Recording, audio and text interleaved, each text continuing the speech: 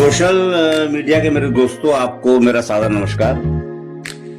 आज मैं जिस चर्चा को लेकर आया हूं, तो मैं चाहता हूं कि सबसे पहले आपको युधिष्ठिर की एक कहानी छोटी सी बता दूं कि महाभारत का जब युद्ध चल रहा था और द्रोणाचार्य काफी भारी पड़ रहे थे, जो कौरवों की तरफ लड़ रहे थे, तो एक अफवाह ये उड़ाई गई कि अश्वत्थामा जो है वो मारा गया।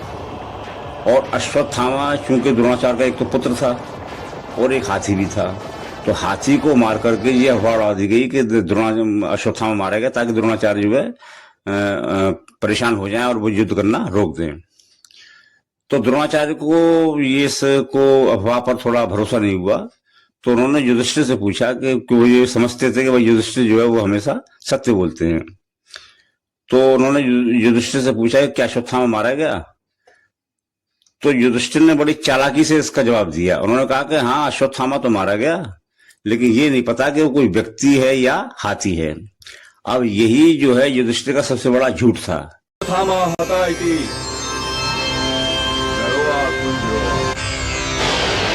क्योंकि उसको ये अच्छी तरह से पता था कि जो अश्वत्थामा मारा गया है वो हाथी मारा गया, ना कि द्रोणाचार्य का पुत्र अश्वत्थामा मारा गया है।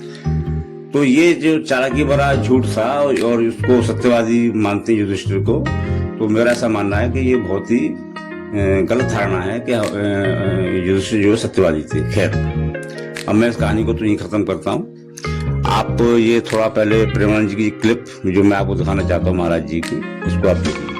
चोर चोरी करके भाग करके आया था, उसके पीछे सैनिक लगे हुए थे, तो जहाँ सत्संग हो रहा था उन्हीं के बीच में जाके बैठ गया। तो अब राज सैनिकों ने देख पाया नहीं, तो वो चले गए और चोर बच गया। सत्संग में यही चर्चा चल रही थी कि दीक्षा लेने से नया जन्म हो जाता है, पूर्व पाप नष्ट हो जाते हैं। तो चतुर्भुज दास जी संत थे, उनके पास गए और बोले, महाराज आप जो बात कह रहे हैं सत्य है क्या? मैं दीक्षा ले लूंगा, आज से निष्पाप हो जाऊंगा? बोले आज से हाँ निष्पाप हो जाओगे। तो बोले दीक्षा दीजिए। तो उन्होंने तुरंत उसको दीक्षा दी। दूसरे दिन वो निर्भय होकर घूम रहा था, सेठ खोज रहा था, अरे बोले यही है। उसको बंदी बना लिया गया, राज दरबार में ले गए। राजा ने कहा तुमने चोरी की है? उसने कहा मैं कसम खा सकता हूँ कि इस जन्म में चोरी नहीं की। साहूकार ने कहा मैं कसम खा के कहता हूँ कि इसने कल चोरी की है। अब दोनों अपनी अपनी कसम पे। तो उस समय जो पद्धति चलती थी सत्य को प्रमाणित करने के लिए, तो एक लोहे का फार गर्म किया जाता था और पीपल की छोटी सी नवीन पत्ता ऐसे रख दिया जाता था और उसके ऊपर सूत ऐसे बांध दिया जाता था और वो लोहे का जलता हुआ फार हाथ में ले और सूत जले ना और 7 कदम चल के फेंक दे, वो सत्य माना जाता था। तो ऐसा ही चोर के साथ किया गया। जे ही पूरी पद्धति करके ऐसे फार और 7 कदम चला, फेंक दिया, बिल्कुल सूत ज्यों का त्यों। अब तो राजा ने सेठ को कहा ऐसे फांसी दो। जब उसके फांसी की बात कहते बोले सरकार नहीं, वो भी सही है। बोले कहानी ये है कि हमने कल चोरी की थी, लेकिन फिर हमने दीक्षा ले ली, तो दीक्षा से नया जन्म हो जाता है, इसलिए मैंने इस जन्म में चोरी नहीं की। इस तो ठीक है दोस्तों, आपने इस क्लिप को देख लिया, समझ लिया। इसमें एक चोर की कहानी बताई गई है कि एक चोर जो है किसी सेठ के यहाँ चोरी करके और भागता है, सेठ उसे पहचान लेता है, सैनिक भी उसके पीछे भागते हैं। लेकिन वो चोर जो है एक कहीं सत्संग चल रहा था, कुछ संत महाराज थे, चतुर्भुज दास इस कहानी में जो बताया गया, तो वहां जाकर के वो बैठ गया। सैनिक उसको ढूंढ नहीं पाए, समझ नहीं पाए, तो वो वापस चले गए।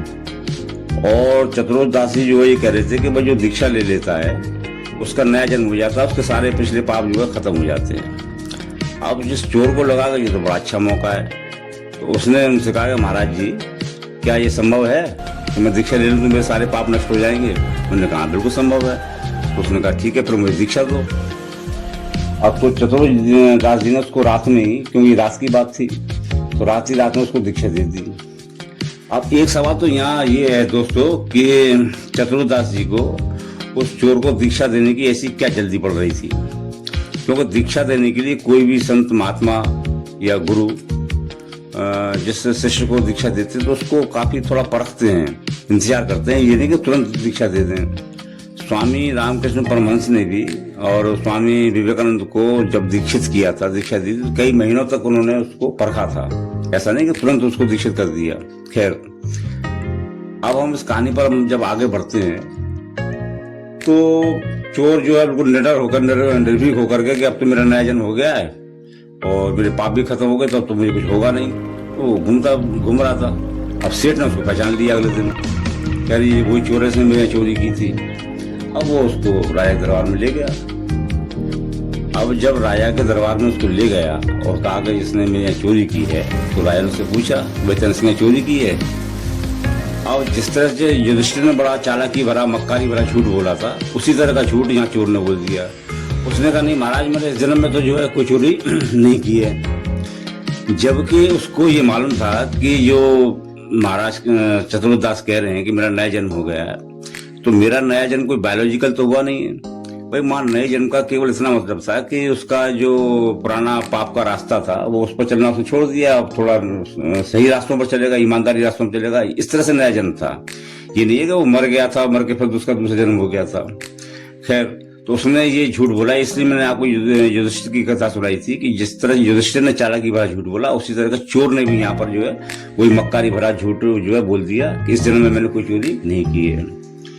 अब उस जो कहानी में बताया गया है, जब पद्धति थी सत्य को परखने की, एक रॉड को गर्म करो, उसमें पीपल पर पत्ते पर किसी पर जो है सूत बांध दो और वो 7 कदम चलो, बोलना चले सूत, तो उसका मतलब तुम सत्य बोल रहे हो।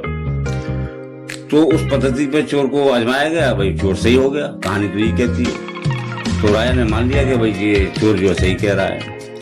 तो यहाँ पर भी एक सवाल ये है कि भाई अगर मान लो चोर को मौका दिया गया सत्य बोलने का, उसको परखने का, तो ये मौका उसको परखने का मौका जो है सेठ को मिलना चाहिए, क्योंकि सेठ भी तो कसम खा रहा था, मैं कसम खा कहता हूँ उसी ने चोरी की है, और तो चोर भी कह रहा था मैं कसम खा कहता हूँ मैंने इस जन्म में चोरी नहीं की है।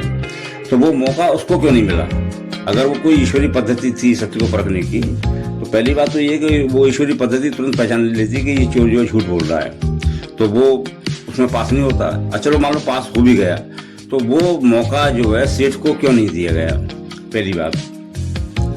और उसके बाद फिर जो कहानी आगे बढ़ती है कि राजा कहता है कि अरे भाई ये सेठ झूठ बोल रहा है, और ये चोर जो है मतलब ये व्यक्ति जो है चोर, तो खैर उसको नहीं मान रहा था उसको कि ये सत्य बोल रहा है, इसने कोई चोरी नहीं करी है। तो राजा ने हुक्म दे दिया कि इसको जो है सेठ को फांसी दे दो।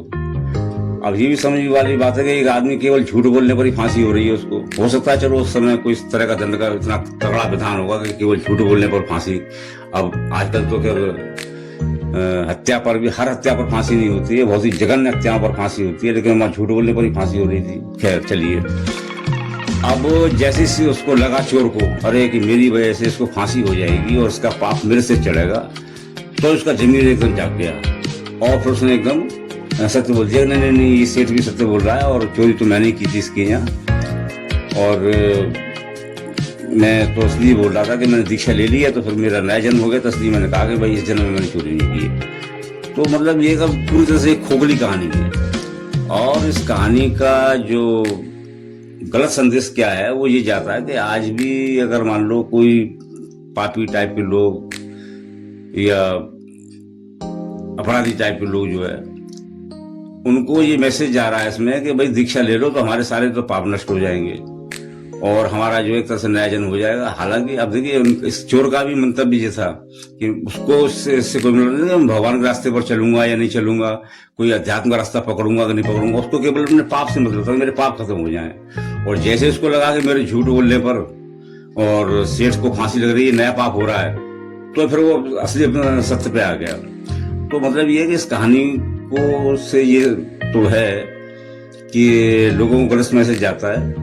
इसलिए मेरा तो महाराज जी से निवेदन है कि इस तरह की जो कहानियां हैं वो ना बताया करें, क्योंकि देखिए कहानी वो बताई जाए जो हमारे जीवन में लागू हो सके और जिसका कोई गलत लाभ ना उठाए, ये मेरा निवेदन है। और आप भी देखिएगा इस कहानी का कोई आध्यात्मिक या वो कोई मतलब है नहीं वैसे इस कहानी का। तो मैं बस इतनी बात कहकर अपनी बात खत्म कर रहा हूँ और मेरा आपसे आग्रह है कि मेरे चैनल को आप सब्सक्राइब करें, घंटी का बटन दबाएं, वीडियो को ज़्यादा से ज़्यादा शेयर करें और आपका आभारी सुनील गोस्वामी।